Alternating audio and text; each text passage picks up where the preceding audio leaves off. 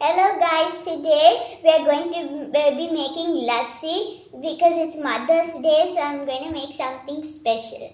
So first you have to take a glass and then you have to this is the homemade curd.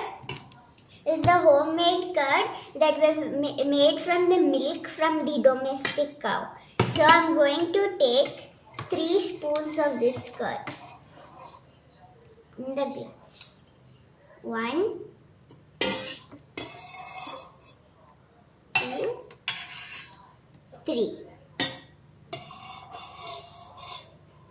Okay. Spill. Okay. So now I have put the curd. Now I'm taking sugar. So take sugar. 3 spoons. 1, 2, and 3. Now, just last week from Amazon, I bought this thingy, this mixer that would mix all this. So, I'm going to keep it and mix it.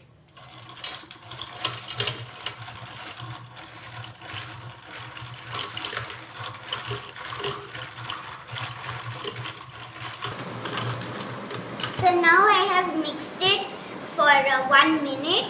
Now I'm going to taste it. You can keep it in the fridge if you want, but all the ingredients the curd I already kept in the fridge, so it will be cold.